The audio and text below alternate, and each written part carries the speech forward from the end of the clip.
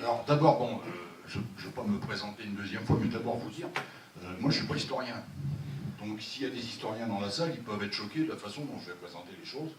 Et tant pis pour eux aussi, il n'y a pas de raison. Donc moi j'interviens en tant que militant, je suis un militant, je m'intéresse à l'histoire du mouvement ouvrier parce que je suis syndicaliste, j'ai été dirigeant syndical. Je m'intéresse bien entendu à la libre pensée, parce que l'histoire de la libre pensée est liée à l'histoire du mouvement ouvrier, bien évidemment. Et comme tu le disais tout à l'heure, effectivement, à l'époque, la libre pensée, c'était beaucoup plus important, parce que c'était presque naturel d'y être, par réaction d'ailleurs à la hiérarchie catholique qui était en face. Bon, un jour, on m'a demandé d'intervenir dans une conférence sur le fait que le mouvement ouvrier était anticlérical.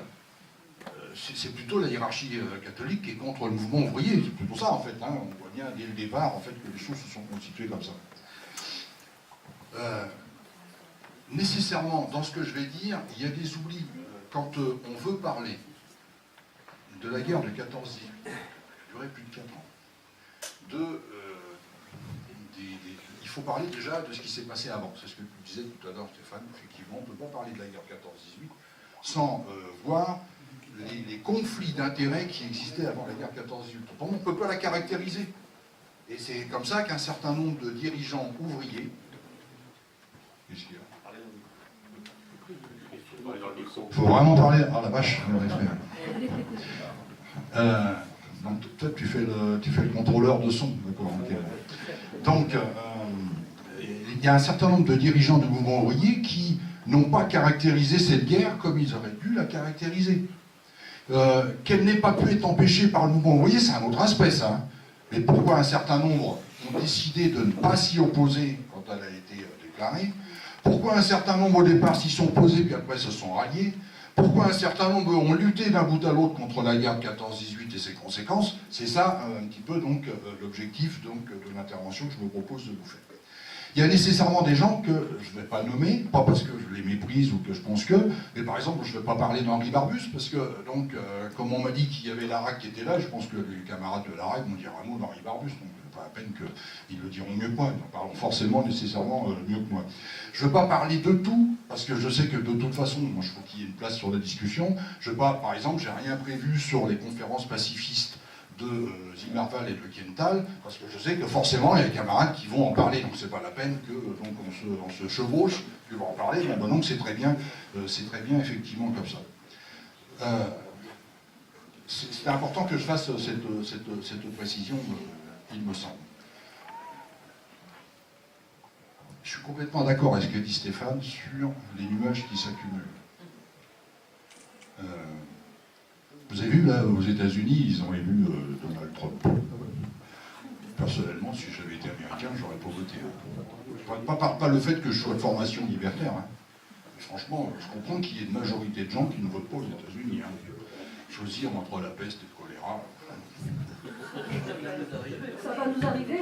Exactement. En même temps. Tout le monde s'accorde à dire qu'il n'y a eu aucun débat entre eux. Là, c'est pas prévu, vous voyez, je l'avais dit, une digression, il va y en avoir. Outre le fait que le débat était lamentable, que 82%, je crois, des Américains ont trouvé ce débat minable, machin, les trucs sous la ceinture, j'attrape les femmes par là, l'autre, machin, bon. Il y a un truc, en fait, sur lequel ils sont complètement d'accord, c'est que l'industrie d'armement, on ne doit pas y toucher. L'industrie américaine repose essentiellement en ce moment sur l'industrie d'armement. Il ne faut pas y toucher. Parce que, premièrement, de toute façon, qui peut être le président des États-Unis quand on sait que celui qui commande, c'est l'impérialisme, c'est le capitalisme américain. Ça, c'est le premier aspect. Mais qui repose sur une industrie de guerre. Et quand on fabrique des armes, c'est ce que tu dis, Stéphane, il y a un moment, il faut les utiliser. C'est ça qui plane effectivement sur nos têtes. Et il y a le feu dans les quatre coins du monde. Hein. Y compris en Europe, hein, parce qu'on dit l'Europe, la paix en Europe, tu parles, oui, en Ukraine c'est pas l'Europe peut-être, et puis ce qu'on a connu dans l'ex-Yougoslavie c'est pas l'Europe, etc., etc. Voilà, bah, vous avez une première digression, mais je vous avais prévenu, hein, donc je peux être pardonné forcément. Alors, préalablement à cette guerre 14-18, il faut la caractériser pour ce qu'elle est, c'est une guerre impérialiste, ce que disait Stéphane tout à l'heure, effectivement c'est une guerre de conquête. et qui trouve ses origines bien avant 1914. Alors évidemment, il y a l'opposition franco-allemande hein, depuis de très longues années, parce que en fait, on a été copains avec les Allemands, ça s'est arrêté en 800 et quelques, avec quand Charlemagne il est mort. Après, ça a été le bordel. Hein. Après, ça a toujours été un peu tendu quand même hein, entre les deux nations. Et c'est vrai qu'il y avait ce conflit-là. Autre aspect, il y avait eu quelques années, juste avant le conflit donc, de 14-18, il y avait eu la guerre des Balkans. Avec la destruction de l'Empire ottoman, il y avait les différentes républiques balkaniques qui se partageaient, qui voulaient se bouffer les territoires les uns les autres. On y reviendra d'ailleurs, parce que Jaurès y fait référence à un moment, de façon très claire, par rapport à sur ce conflit. Mais sur la rivalité franco-allemande, ça prend son sens en fait sur le dépeçage de l'Afrique et la politique colonialiste. Guillaume II, à un moment, il dit pourquoi nous on n'aurait pas des morceaux d'Afrique? Les Anglais ont des morceaux d'Afrique, les Français ont des morceaux d'Afrique, mais pas des petits morceaux. Hein. Même les Belges, ils ont des morceaux d'Afrique, et nous, le Saint-Empire germano, eh ben on l'a pas. Ah donc on veut un bout. On veut des bouts. Alors on veut un bout de Cameroun, on veut un bout de Congo, machin, etc. Et ça se discute comme ça. Et puis il y a des moments où les discussions, ben ça va pas. Alors quand ça va pas, ben, c'était le Maroc par exemple. Où y compris, l'État allemand envoie une canonnière au large d'Agadir, alors que c'est sous protectorat français, ça fait remonter un petit peu la pression. Et il y a des alliances qui se forment. Alors, il y a des alliances qui s'étaient déjà formées, notamment avec la construction de l'Empire, de la République serbe, qui donc était plutôt copine, elle, avec le tsar. Grande démocratie d'ailleurs, à l'époque. C'est vrai, il faut quand même reconnaître le dernier tsar de Russie était un grand démocrate. Et puis, donc il y a des alliances qui se font par là. Les Anglais, qui détestaient la France depuis très très longtemps, quand je dis des Anglais, je ne parle pas du peuple anglais, hein, vous avez bien compris, hein, décident de s'allier avec la France, puis finalement avec la Russie, dans le cadre donc de la Triple-Entente.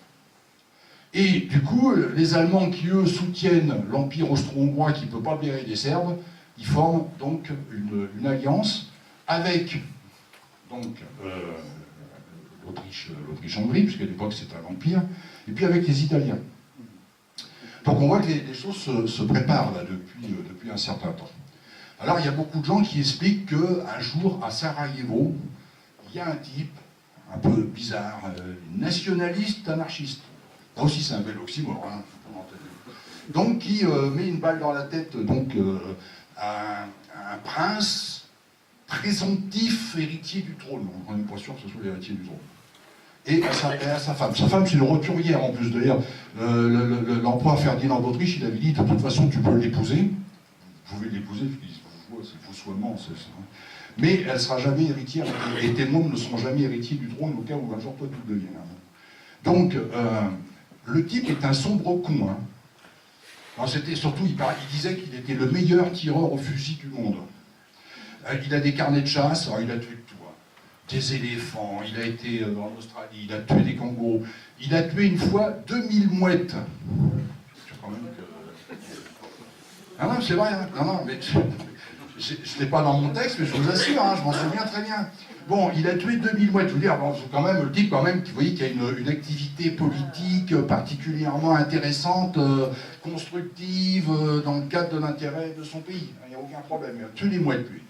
Donc, les kangourous, donc en Afrique, je l'ai dit, les émeus, donc des éléphants, des lions, etc., etc. Un grand chasseur, meilleur tireur du monde. Et c'est la péri par là où il a vécu, en fait, hein, une balle.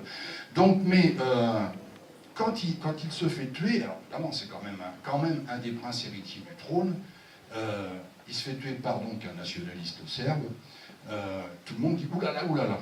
Il ne se passe rien dans un premier temps. Pourquoi il ne se passe rien? Parce que ils veulent effectivement, l'Empire austro-hongrois, on va en profiter pour taper sur la Serbie, mais ils vont prendre 15 jours avant de réagir. Pourquoi? Parce qu'il se trouve que, juste après l'assassinat, sans qu'il n'y ait aucun rapport de cause à effet, moi je le suppose, le président Raymond Poincaré est en visite chez le démocrate dont on parlait tout à l'heure, le tsar de toute la Russie. Je me dis, oh, ça peut être un peu emmerdant si on agresse la Serbie au moment où les Français sont avec les Russes. Donc, comme les Russes, ils soutiennent les Serbes, c'est pas la peine de se mettre les Français sur le dos. Donc ils attendent 15 jours. Et là, au bout de 15 jours, ils envoient un ultimatum en 10 points à la Serbie. C'est dommage parce que c'était aussi dans mon texte. Je t'enverrai tout, Marc, après. Parce que Marc, j'allais dire, c'est un conservateur, non, parce qu'il y a un double sens à ce moment-là. C'est un documentaliste extraordinaire. Donc, voilà. Donc il fera ce qu'il veut après avec les notes que je vais lui faire parvenir. Il y a 10 points. Les 10 points, mais c'est incroyable, c'est combinatoire. Tous les points sont combinatoires. Ils exigent l'arrestation de tel mec, ils exigent l'arrestation et la condamnation des gardes frontières qui ont laissé passer les gens qui ont fait l'attentat. Ils exigent, etc., etc. Et ils donnent le 10e point, d'ailleurs, maintenant c'est dans tel jour. C'est tel jour, il faut qu'on ait la réponse aux 9 points précédents. Le gouvernement serbe va accepter la plupart de ces points. Il y a un point où il dit, non, ça c'est pas possible, la venue d'enquêteurs austro-hongrois sur notre territoire, non. Et c'est là-dessus que l'Autriche-Hongrie déclare la guerre à la Serbie. Ils n'ont pas respecté notre ultimatum, on leur déclare la guerre. Et la déflagration va effectivement partir de là. Ça, c'est le prétexte. C'est le prétexte. Les choses, c'est effectivement le partage de l'Europe, l'influence, qui va contrôler quoi. Les Anglais, d'ailleurs, quand on regarde la bataille de la Somme, alors, attention à ce que je vais dire, dans la bataille de la Somme, les Anglais ont laissé un déficit humain absolument épouvantable, lié d'ailleurs à l'incurie de leurs généraux. Ils ont attaqué, par exemple, sur leurs chevaux, sabre au clair, des lignes mitrailleuses allemands, y compris d'ailleurs des officiers allemands qui avaient fait prisonnier des officiers anglais, mais vous prenez pour qui? Vous attaquez sabre au clair, comme ça. Donc ils ont laissé effectivement un tribut humain énorme, mais pendant tout un temps, les généraux anglais ne veulent pas attaquer. Winston Churchill, déjà lui, il est pour aller foutre le bordel dans les Dardanelles. J'ai oublié de vous dire aussi, je suis très grossier quand je fais des digressions. Voilà. Dans mon texte, il n'y avait pas de gros mots. Voilà. Mais donc, lui, il veut aller dans les Dardanelles pour profiter en fait du recul de l'Empire ottoman et donc plutôt porter le fer par là. Il demande à la France d'ailleurs de les aider. Donc lui il dit, on veut bien vous aider dans la Somme, à condition que vous nous aidiez dans les Dardanelles. Et ça se passe très mal aussi là-bas. Parce que là-bas, il y a une armée turque quand même qui est là. Et puis, ça se passe très mal de ce côté-là. Donc c'est véritablement une guerre de colonies, de marchés, etc. etc. C'est important de le dire, parce qu'autrement, effectivement, quand il y a la bagarre sur donc, qui va vraiment se déclencher sur le territoire français essentiellement d'ailleurs, il y a des gens qui vont essayer de caractériser ça autrement. En premier aspect, est-ce que le mouvement syndicaliste, il est pacifiste? La réponse indubitablement dit oui. Alors bon, vous l'avez vu, la guerre à la guerre. Alors j'ai essayé de faire un agrandissement. Je ne sais pas si ces affiches sont consultables à la Bibliothèque nationale de France, peut-être. Je pense que c'est pas l'affiche, c'est pas la taille originale. J'ai essayé de l'agrandir sur donc une photocopieuse moderne, de mon UD d'ailleurs. Et ça devient illisible. Déjà là, c'est difficilement lisible, mais ça devient parfaitement illisible. La voix du peuple, qui était un des organes de la CGT, contre la guerre, les ouvriers n'ont pas de patrie. C'est assez clair. Pareil, le texte n'est pas facile donc, à lire, mais en fait, bon, il parle de grandes manifestations ouvrières, etc. Par rapport à la loi de 3 ans, on va y revenir. C'est-à-dire qu'en 1913, le gouvernement dit maintenant, c'est 3 ans de service national. C'est sympa, hein, 3 ans. Je veux quand même savoir qu'il y a des gens qui ont fait 3 ans de service national puis qui sont partis à la guerre. C'est long, hein, quand même. Et là, en fait, le prolétariat contre la guerre et les 3 ans, et on voit des ouvriers qui cassent les poteaux, en fait, des frontières. Donc ils disent, on est contre les frontières. On y reviendra peut-être aussi, une autre affiche de la Fédération communiste anarchiste, c'est Louis Lecoing. Louis Lecoing, donc, qui est celui qui va obtenir le statut des objecteurs de conscience face au général de Gaulle en 1963, par rapport donc, notamment au fait qu'il fallait sortir des géodes françaises, les insoumis par rapport à la guerre d'Algérie. Louis Lecoing donc, tient ce statut-là. Déjà à l'époque, il est militant anarchiste et plus pacifiste qu'anarchiste d'ailleurs. Enfin bon, l'affiche à l'époque, là non, c'était quand même... Voilà. Bon, c'est on ne peut plus clair, hein, c'est aujourd'hui insoumis, demain réfractaire, plus tard déserteur. Ces gens-là vont payer très cher. Hein. Ils vont prendre lourd, hein, de toute façon. Hein. Donc le mouvement ouvrier, le mouvement révolutionnaire est pacifiste par nature, naturellement. On est dans un système répressif hyper violent. Les hommes politiques de l'époque, je suis obligé de faire une référence aujourd'hui. Aujourd'hui, on a un Premier ministre, il est membre du Parti socialiste. Et lui, il dit, moi, entre Jaurès et Clémenceau, j'aurais soutenu Clémenceau. C'est sa position, mais Clémenceau, il n'a jamais été socialiste et jamais réclamé du socialisme. En revanche, on dit que ça a été le premier flic de France. C'est lui qui disait ça. Hein. C'est lui. L'expression premier flic de France, c'est Georges Clémenceau. C'est lui qui se détermine comme tel. Mais c'est le roi de la répression. Violemment. Il est d'ailleurs accompagné en cette turpitude par Aristide Briand. On va dire un mot de cet homme quand même, parce que dans les renégats, celui-là est quand même assez fort.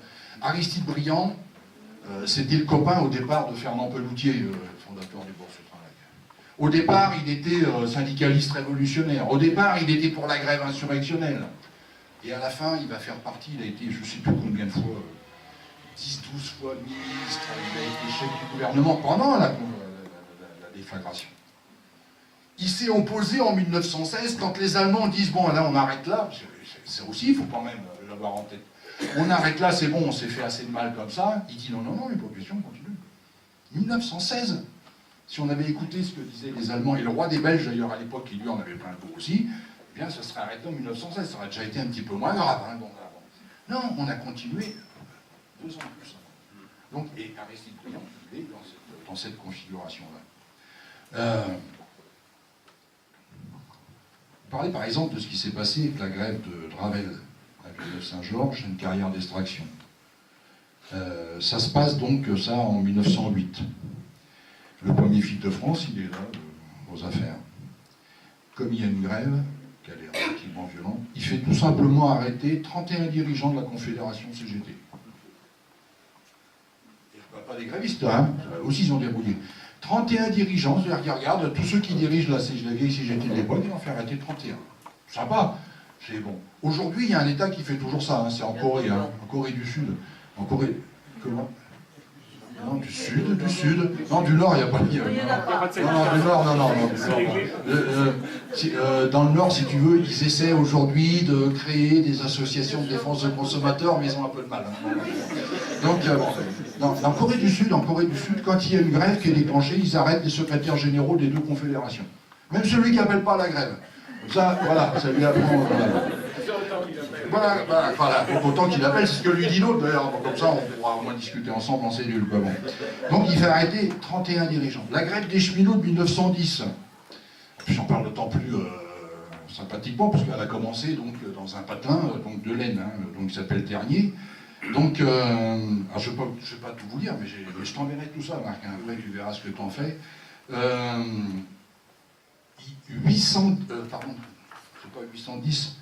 3200 révocations. 3200 révocations. On verra que ça vaut le coup de faire grève hein, à l'époque hein, quand même. Hein. À l'époque, il n'y a pas d'assédique. Hein. Quand on est au chômage, on est au chômage. Hein. On participe au sous-communiste. Hein. Voilà. En 1914, alors, dès le début en fait, du XIXe siècle, il constitue ce qu'on appelle... alors, la loi des 3 ans, je pense qu'il faut en dire un mot, parce que la loi des 3 ans, c'est quand même quelque chose qui est, dès 1913, mise en application. Et qui fait en fait que les gens sont quand même 3 ans sous les drapeaux. C'est épouvantable. C'est épouvantable dans la vie de quelqu'un. Je dis ça pour quelqu'un qui n'a pas voulu faire 1 an, en plus, vous imaginez. Donc, alors... C'était 2 ans, mais moi de mon temps c'était 1 an, mais je n'ai pas voulu les faire quand même. Donc, alors, je n'ai pas voulu le faire quand même. La répression, alors je crois que c'est important aussi de parler du fameux carnet de paix. Ça aussi c'est encore un peu d'actualité, vous allez voir. Le carnet B, en fait, c'est un carnet qui a été mis en place alors, en 1886 par un général tout à fait sympathique et démocratique, c'était le général Boulanger. Donc, voilà. Et, un homme bon, etc. etc. Il avait mis ça en place, c'était pour lutter contre les activités d'espionnage. C'était géré par le ministère de l'Intérieur, et il est progressivement étendu à tous les individus pouvant troubler l'ordre public, et à tous les antimilitaristes qui pourraient s'opposer à une mobilisation nationale. 1886, hein, c'est quand même assez antérieur. Et donc, en 1914, il y a un ministre de l'Intérieur, Louis Malvy, d'origine CFIO, qui dit non, moi je ne veux pas le mettre en œuvre. Il va le payer plus cher, bien plus tard. Hein. Il va prendre. Pourtant, c'est un rallié, lui. Hein. C'est un rallié de la première heure. Mais comme il ne veut pas mettre ça en œuvre, il va le payer. Mais cela étant, il n'est pas mis en œuvre, mais pourtant, Léon Jouot, secrétaire général de la CGT au moment de la déclaration de guerre, il fait partie des gens inscrits.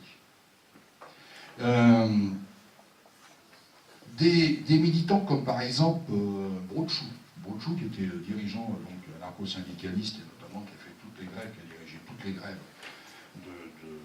dans les mines, et ben, il va être immédiatement arrêté en fonction du carnet B. Là par exemple, aujourd'hui c'est révélé parce que c'est dans les archives nationales, Victor Pangam, qui est un militant anarchiste et syndicaliste qui travaille en Bretagne. Voilà ce qu'il a écrit sur son carnet. Les gens ne savent pas ce qu'il y a sur le carnet. Hein. Mais toute référence à des fichiers pouvant exister aujourd'hui, bien entendu, n'est pas du tout volontaire. Voilà. Propagandiste, anarchiste et antimilitariste des plus militants, l'un des chefs du mouvement révolutionnaire, secrétaire général de l'Union régionale des syndicats et de la Bourse du travail de Brest, poursuivi en janvier 1906 devant la cour d'assises du Finistère pour excitation de militaires à la désobéissance, sauf qu'il avait été acquitté, mais c'est pas grave, on le laisse quand même. Il a été acquitté, mais c'est pas grave, il a été acquitté parce qu'il s'est défendu, je dis pas qu'il ne l'a pas fait, qu'il n'avait pas raison de le faire, mais là, en tout cas, il était bon. Secrétaire général du nouveau syndicat anarchiste, là c'est les flics qui parlent, hein, du syndicat anarchiste, il n'y a jamais eu de syndicat, il y a aujourd'hui des gens qui s'en réclament, mais bon, il y a le syndicat anarchiste en France, je ne connais pas, enfin je suis assez bien informé là-dessus. Des ouvriers du port, ouvriers à l'Arsenal, il est ouvrier à l'Arsenal. Voilà le problème, il est ouvrier à l'Arsenal, donc lui il est très dangereux. Serait susceptible de faire du sabotage en cas de mobilisation, mesure à prendre en cas de mobilisation, 2 points, à arrêter. C'est ce qu'ils vont faire. Hein. Alors je rappelle l'histoire, la vraie histoire de ce type-là. Hein. Entré à 14 ans comme apprenti à l'Arsenal, il crée à 20 ans une section de la jeunesse syndicaliste. Le 5 octobre 1905, il avait organisé une fête des conscrits, interdite par le préfet maritime. Il a organisé une fête des conscrits. Certainement que dedans, il a dû leur dire des choses. Hein. C'est évident. Bon, ben. Le 21 janvier 1906, il est traduit devant la cour d'assises du Finistère. Il est acquitté. Mais il est exclu de l'Arsenal pendant 5 mois. Il n'y a pas de syndicat, j'en rappelle. Durant son service militaire, qui dure alors 3 ans, il donne des cours d'alphabétisation et de lutte contre l'alcoolisme. En 1909, de retour à la vie civile, il milite au sein de l'Union départementale des syndicats. Il est aussi actif au sein de l'Université populaire, qui parlait d'éducation, d'instruction, effectivement. C'était aussi le rôle d'ailleurs des bourses du travail que voulait Fernand Pelloutier. Et donc il crée un groupe d'études sociales. Il intégrera également le secrétariat général de la Bourse du travail, de nouveau mobilisé en 1914, blessé à 2 reprises lors du conflit, mais mal soigné, il décédera de la tuberculose en 1901. Donc voilà effectivement ce qu'on trouve en fait dans l'arsenal répressif. Alors l'arsenal répressif, il va loin parce que bon, lui par exemple, Victor Griffil, syndicaliste révolutionnaire et libertaire, secrétaire général de la CGT de 1901-1909. Suite à une sombre affaire de prêt bancaire pour permettre un logement de la Confédération CGT suite à son expulsion de la Bourse du travail de Paris, Brillant Clémenceau finissent par obtenir son départ. En fait, il avait cherché à avoir des prêts pour pouvoir loger en fait, la Confédération. Émile Pouget, militant anarchiste, antimilitariste et syndicaliste révolutionnaire, fondateur de journaux libertaires comme le Père Pénard, La Sociale. Le 9 mars 1883, alors qu'il mène un cortège de sans-travail des Invalides vers le boulevard Saint-Germain, 3 boulangeries sont pillées. il est arrêté place Maubert alors qu'il tente de soustraire Louise Michel au policier. Condamné à 8 ans. 8 ans de prison. Ah oui, pardon, excuse-moi, merci. Condamné à 8 ans de prison pour pillage à main armée. Les mecs, ils avaient faim, ils sont allés voir des boulangers.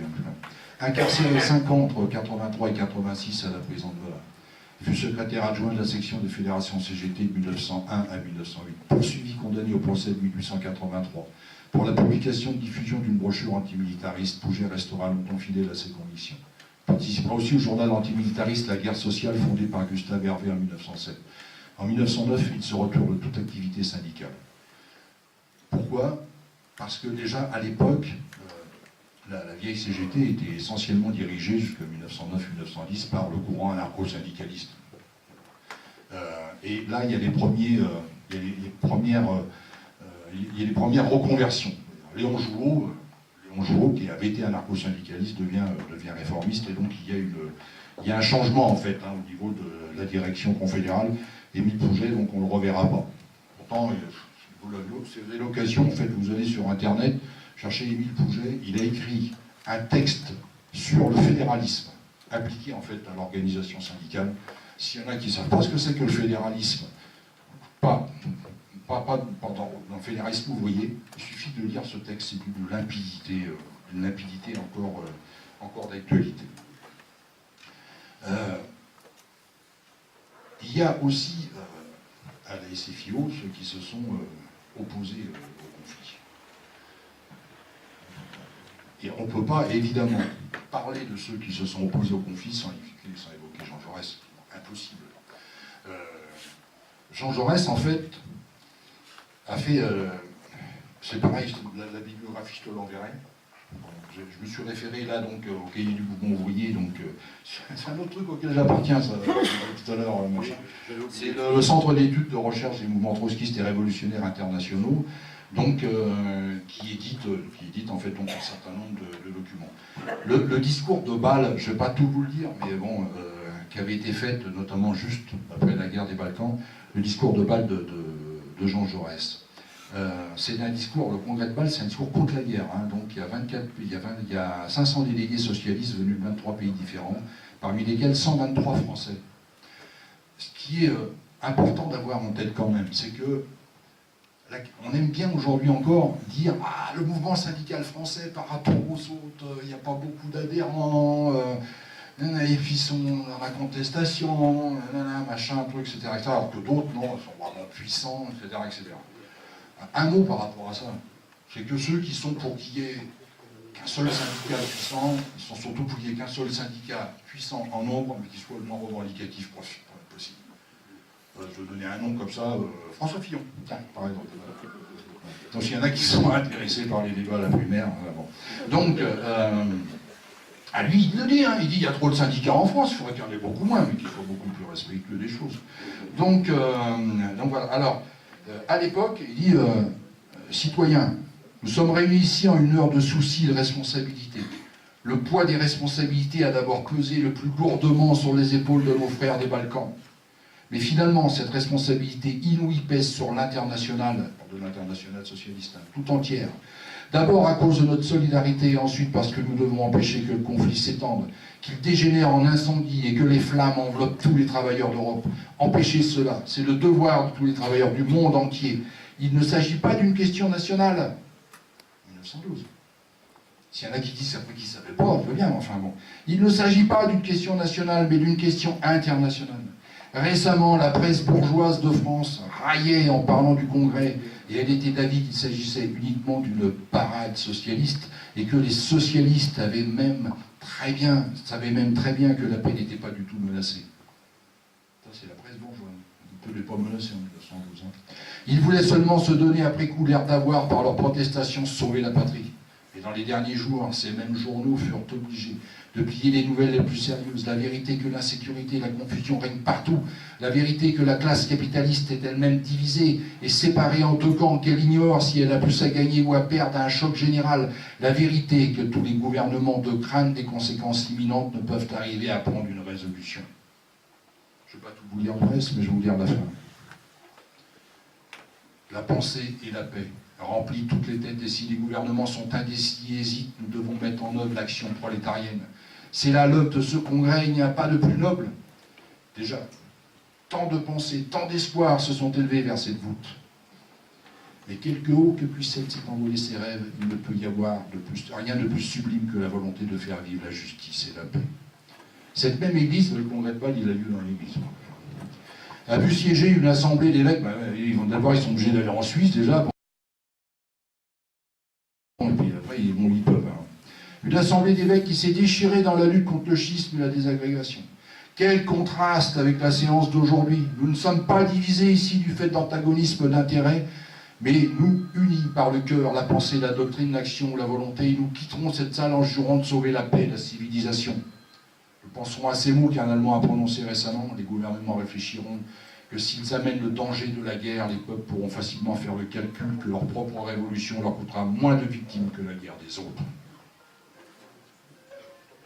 Jaurès n'était pas révolutionnaire. Discours révolutionnaire. Ça, c'est un discours révolutionnaire. En fait, quand on regarde les différentes réunions, je voudrais vous parler par exemple de la réunion du Bureau socialiste international réuni à Bruxelles. Écoutez bien les dates. Pardon. La réunion du Bureau socialiste international tenue à Bruxelles les 29 et 30 juillet. 29 et 30 juillet. Dans les 14, c'est-à-dire la veille de l'assassinat de Jaurès, il est là. Par exemple, pour l'Allemagne, il y a Hugo Haas, Karl Kautsky. Pour la France, écoutez bien, parce qu'on va entendre parler de ces noms-là après. Jean Jaurès, bien évidemment, Édouard Vaillant, Jules Guesde, Marcel s'en va, Jean Longuet. Édouard Vaillant, Jean Guesde, ils sont là, la veille de l'assassinat de Jaurès, ils sont dans une réunion du Bureau social, du Bureau socialiste international, qui se prononce contre la guerre, la veille de l'assassinat. Et ça se termine comme ça, en fait. Je ne peux pas tout vous lire, ce serait vraiment trop long. Ça se termine par le fait que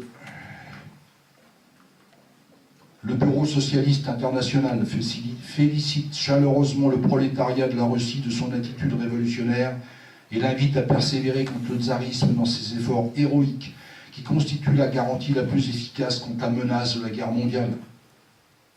Van der Velde, qui est un des animateurs pour la Belgique, lève la séance en donnant rendez-vous à l'international le dimanche suivant en 8 à Paris. C'est donc le 30 juillet, exactement le 31 juillet. Jean Jaurès est assassiné, le 4 août, la guerre est déclarée. Donc, un peu comme si Jean Jaurès était celui qui était le dernier rempart, effectivement, contre la guerre de 14-18. Il faut absolument donc s'en débarrasser pour pouvoir déclarer et déclencher la grande boucherie. Dans le mouvement syndical, les choses sont loin d'être claires non plus, mais bien évidemment, ce que Jouot, lui, sur la tombe de Jean Jaurès, il va donc faire un discours belliciste, il faut appeler des choses par leur nom, et il va dire, de toute façon, nous partons, je fais partie de ceux qui seront mobilisés. Il va être mobilisé, c'est vrai, Léon Jouot est mobilisé, sauf qu'il ne part pas. Il reste en fait donc à ses fonctions, pour une raison simple d'ailleurs. Il fera quand même son boulot d'ailleurs de secrétaire général de la Confédération CGT, parce qu'il y aura des grèves en 1917, et donc la CGT apportera son soutien bien évidemment à ces grèves. Et puis la suite, Léon Jouot, en 1939, il aurait pu aussi être du mauvais côté, il n'a pas été du tout du mauvais côté, il a payé aussi très cher la facture par rapport à ça. Mais un certain nombre de dirigeants syndicalistes, j'en parle d'autant plus avec émotion. Pierre Monat, donc, est le fondateur d'une revue qui s'appelait, le temps où c'était vraiment une revue syndicaliste révolutionnaire, La Révolution prolétarienne.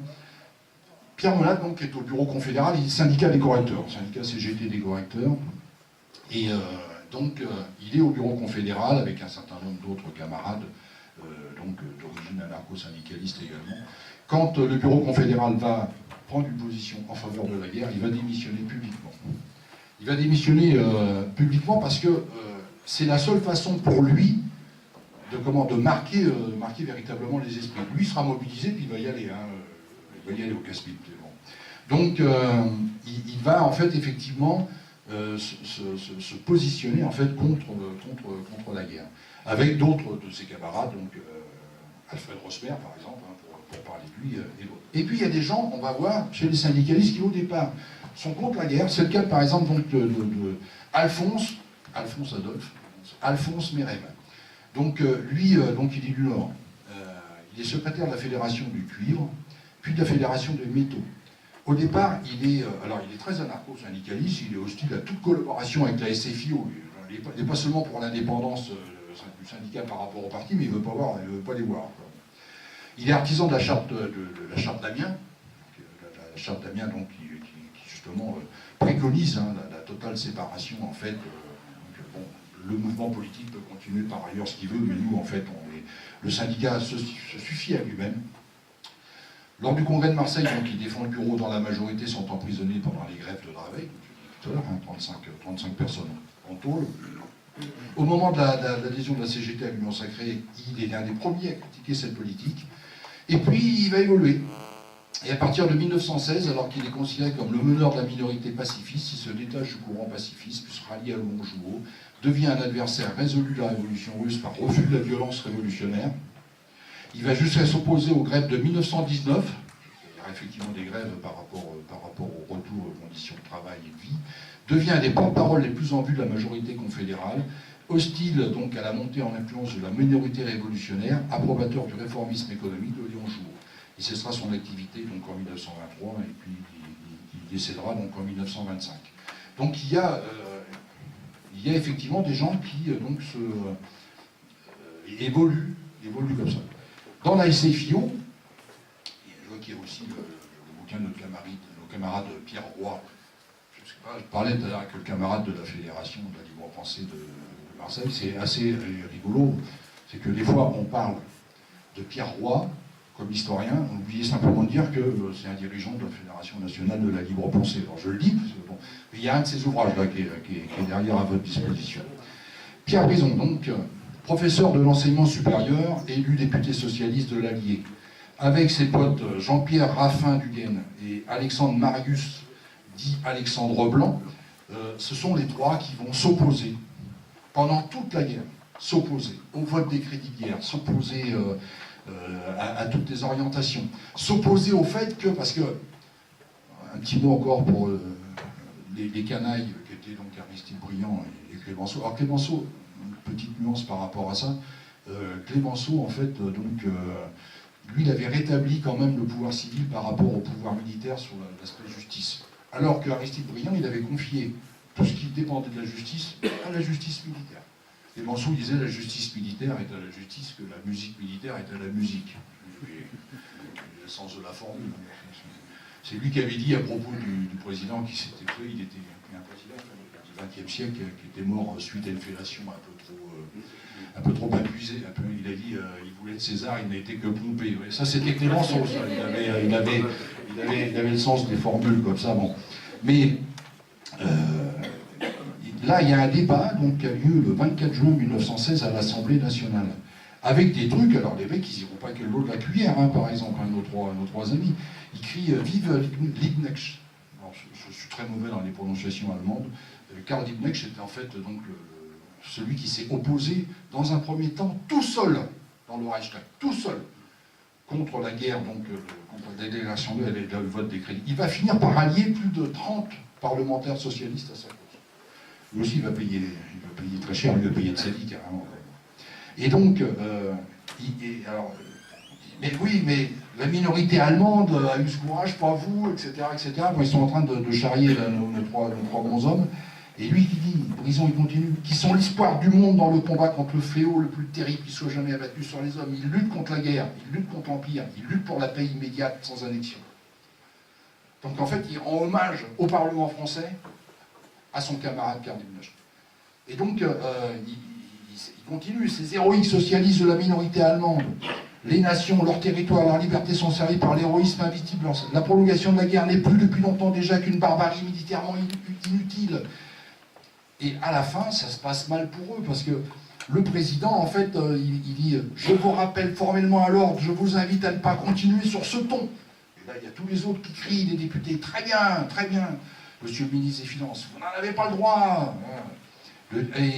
Donc Blanc, là c'est Blanc qui parle, nous le prenons ce droit.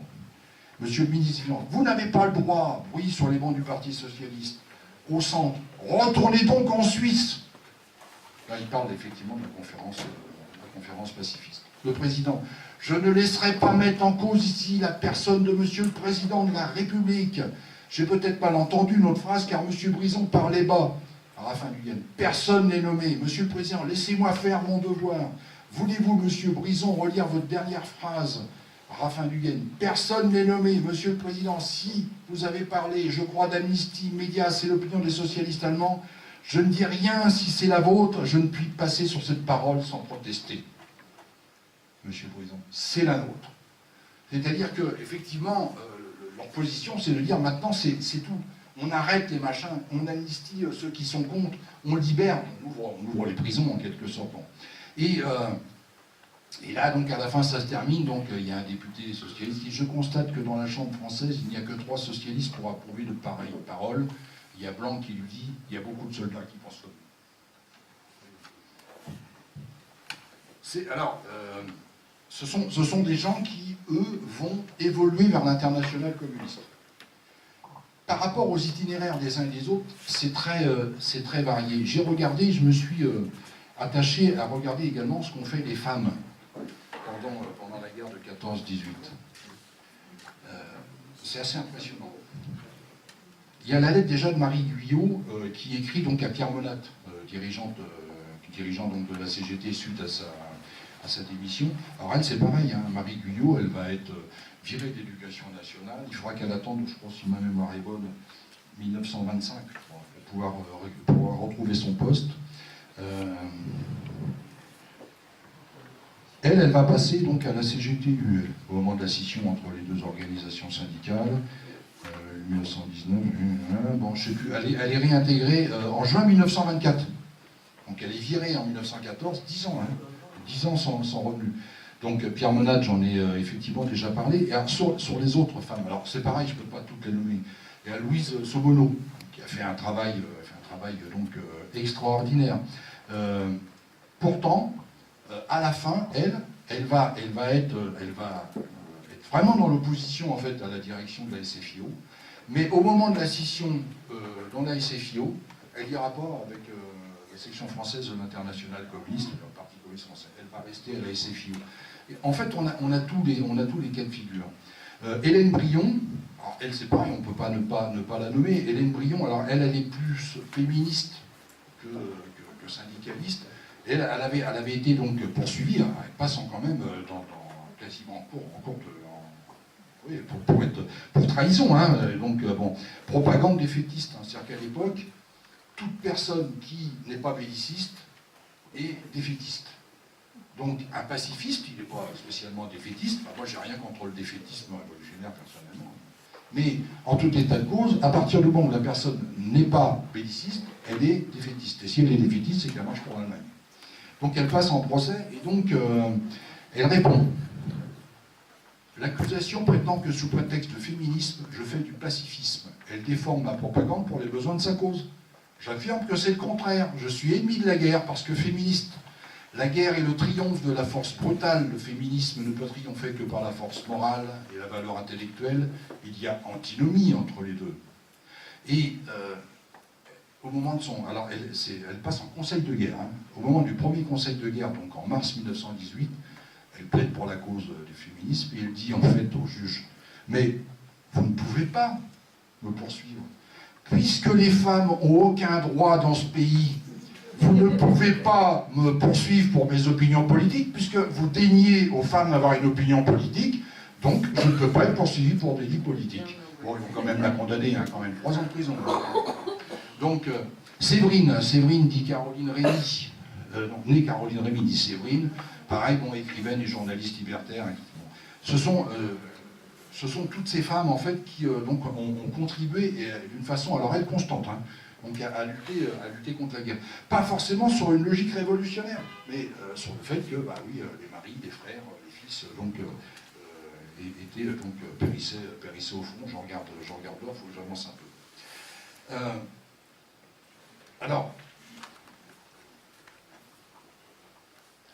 vous dire un mot quand même de 2 personnages qui ont pris une position en faveur de la guerre qui peut surprendre. Le premier, c'est Jules Guesde, je l'ai dit, un grand dirigeant du mouvement socialiste en France, et qui va entrer au gouvernement, lui. Et qui va effectivement aller très loin, y compris même au moment où le gouvernement est hyper répressif. Et puis le manifeste des 16, ça commence par une blague presque. C'est le manifeste de 16 anarchistes qui, sous l'influence de Pierre Kropotkin, anarchiste russe bien connu, vont dire nous on est pour la guerre. Donc ils écrivent, ils sont pour la guerre. Donc, j'ai regardé, j'ai essayé de retrouver les biographies des co-signataires. Alors d'abord, ils n'étaient pas 16, ils étaient 15, puisqu'il se trouve que, en fait, il y en a un, il avait mis le nom de son patelin, donc il s'appelle, c'était une en Algérie, je rappelle, c'était une colonie française à l'époque, Antoine Orfila. Alors il avait mis Antoine Orfila de Hussein Dey en Algérie. Et donc ils avaient mis Hussein Dey signataire. Mais dans ces anarchistes, il y a quand même des gens qui sont très connus. Bon, il y a des sales cons, Jean Grave, bon, il paraît que c'était le gardien de la doctrine libertaire, mais enfin, bon, dans le mouvement anarchiste, c'est surtout connu en fait pour faire courir des rumeurs sur des gens qui ne l'aimaient pas, quoi. Donc Kropotkin, qui était effectivement largement le plus représentatif, Paul Reclus, le neveu, il est Reclus. Et puis des gens, alors il y en a d'autres qui ont réévolué autrement après. Mais par exemple, on a Charles Malato, il est déporté en Nouvelle-Calédonie avec ses parents communards, il revient en France, après il va à Londres, etc.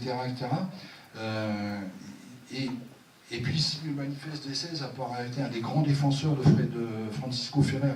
Francisco Ferrer qui avait été tué par la dictature espagnole parce qu'il était un peu trop anarchiste et un peu trop libertaire, et puis surtout pour l'instruction publique. De quelle année? C'est 14? Ça, c'est en 1916. Si ma mémoire est bonne, c'est ça. Manifeste en 1916. La réponse d'Enrico Bonatesta, il y avait l'époque, on disait qu'il y avait une internationale anarchiste. Les anarchistes ont du mal à s'organiser toujours. C'est le propre des grandes organisations. Bon, voilà. C'est vrai qu'Élisée Reclus disait que l'anarchie, c'est la forme la meilleure de l'organisation, parce qu'il n'y en a pas. Donc, en fait, la réponse d'Enrico Bonatesta, bon, elle est violente. Elle est effectivement très violente. Parce que lui, en plus, c'est que la presse capitaliste a publié publie avec une satisfaction naturelle des extraits de ce manifeste et déclare qu'il est l'œuvre de leader du mouvement anarchiste international. Les anarchistes sont tous restés fidèles à leurs convictions, se doivent eux-mêmes de protester contre cette tentative d'impliquer l'anarchisme dans la continuation d'un féroce massacre qui n'a jamais tenu la liberté d'un bénéfice quelconque pour la cause de la justice et de la liberté. Durant la présente guerre, nous avons vu des républicains se mettre au service des rois, des socialistes faire cause commune avec la classe dirigeante, des travaillistes servir les intérêts des capitalistes, mais en réalité, tous ces hommes sont à des degrés divers, des conservateurs, croyant à la mission de l'État. En leur hésitation peut se comprendre quand le seul remède dont on dispose réside dans la destruction de toute chaîne gouvernementale et le déchaînement de la révolution sociale. Mais une telle hésitation est incompréhensible de la part d'anarchistes. On leur dénie le droit, en fait, de se réclamer de l'anarchie. En fait, dans l'espoir problématique de détruire le militarisme prussien, ils ont renoncé à toutes les traditions de liberté, ils ont prussianisé l'Angleterre et la France, ils se sont soumis au tsarisme, ils ont restauré le prestige du trône branlant l'Italie.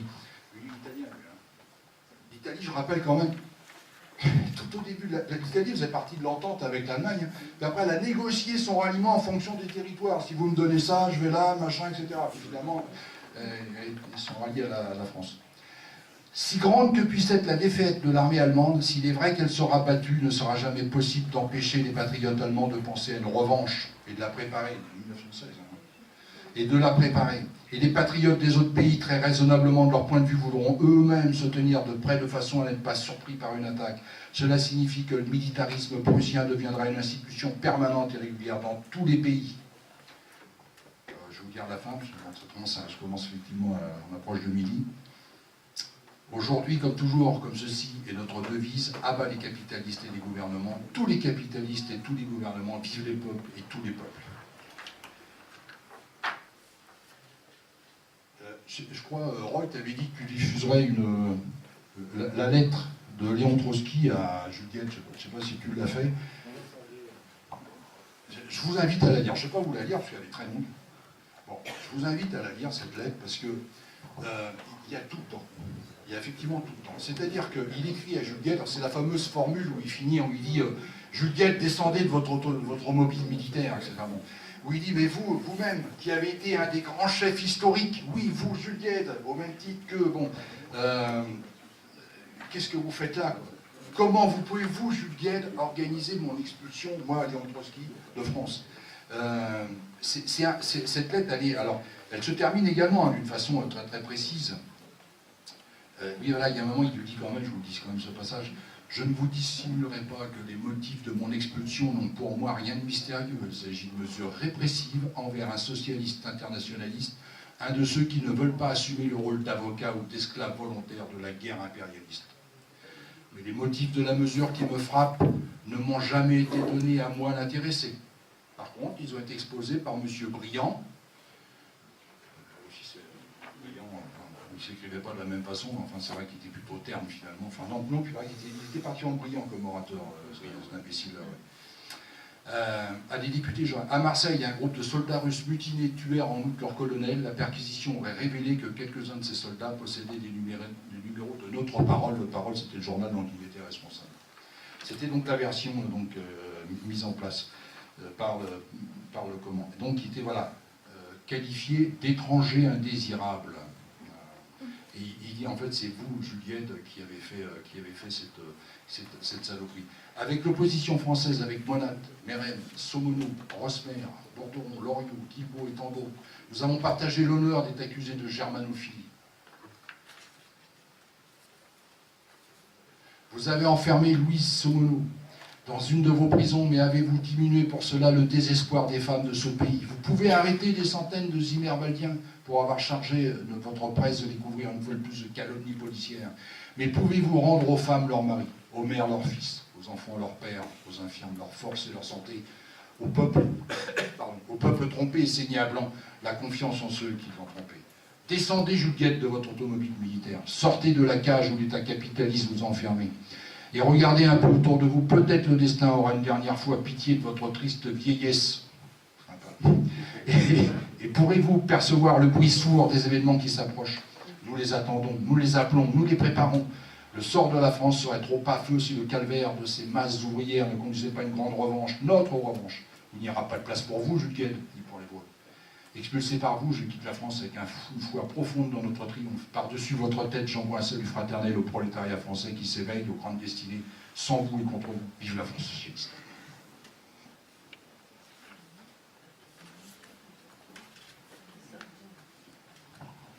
Alors, je ne peux pas vous parler de tout, parce qu'il y a aussi des Allemands. Donc, j'en ai parlé un peu avec Arnaud Flech. Il y a la grande Rosa Luxembourg. Ces gens-là vont payer de leur vie, parce que, en fait, la guerre, elle se termine grâce à la révolution allemande. D'une part, il y a eu la paix, séparée donc, entre la jeune Russie soviétique et puis les Allemands, mais amputée du territoire de l'Ukraine. C'est important quand même de le dire, parce que ça va emmener quand même, y compris des conflits internes aux révolutionnaires russes et ukrainiens, en l'occurrence, avec la constitution de la Makhnovania de Nestor Makhno. Mais en même temps, c'est vrai que les Russes, les Soviétiques n'étaient pas en mesure de force. Les Allemands, là, ils disaient, on fait la paix avec vous, mais ce qu'on occupe, on le garde. Donc ça a été une paix difficile à signer. C'était leur mandat, en quelque sorte, de signer cette paix. En fait, donc, la révolution allemande va débuter sous l'impulsion de Rosa Luxembourg et Karl Liebknecht. On va mettre en place les socialistes allemands. La bourgeoisie allemande va donner le pouvoir aux socialistes allemands. Et les socialistes allemands vont mettre en place des mesures répressives, vont laisser des corps francs. Alors, c'est vrai que les premiers corps francs qui ont été mis en place, notamment à Berlin et notamment dans les villes du Nord, où là, notamment les marins s'étaient révoltés, les marins allemands, l'armée allemande s'était révoltée. Leur premier emblème, c'était la croix gammée. Donc, il y a une continuité, je crois qu'il faut être convaincu de ça, il y a une continuité entre la Première et la Deuxième Guerre mondiale qui est extraordinaire, y compris le traité de Versailles. Le traité de Versailles, il permet, c'est la prise du pouvoir d'Adolf Hitler quelques années plus tard, il faut être clair, on les enseignait tellement l'Allemagne que ça a permis effectivement le développement en fait et l'arrivée d'Adolf Hitler.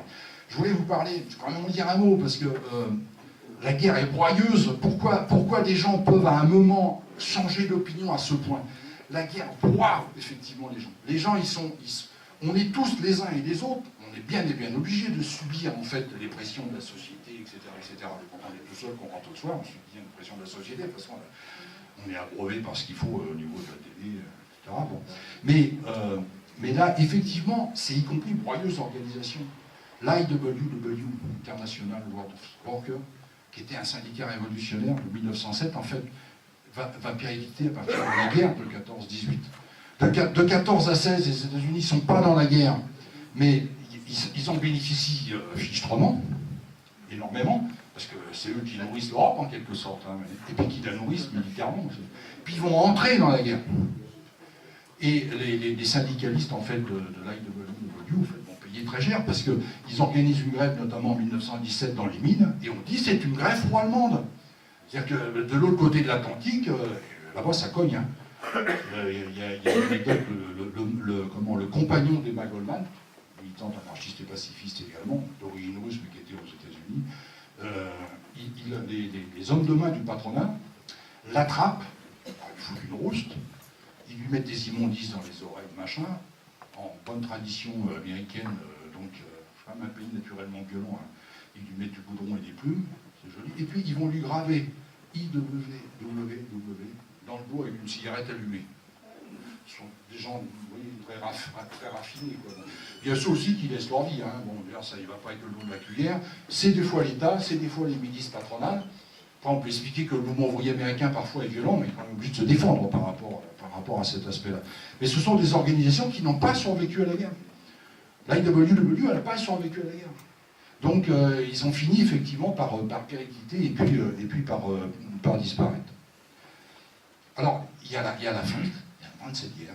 Il y a le traité de Versailles, qui donc organise de fait, en fait, la montée, pas du pan-germanisme, il avait déjà eu lieu, mais en fait, la montée ça va permettre en fait la montée du fascisme, parce que l'état-major allemand va dire nous n'avons pas perdu la guerre.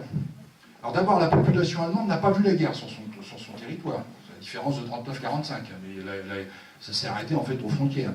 Donc ils n'ont pas vu cet aspect-là. Et l'état-major allemand va dire nous avons été trahis par le gouvernement, les socialistes qui sont au pouvoir.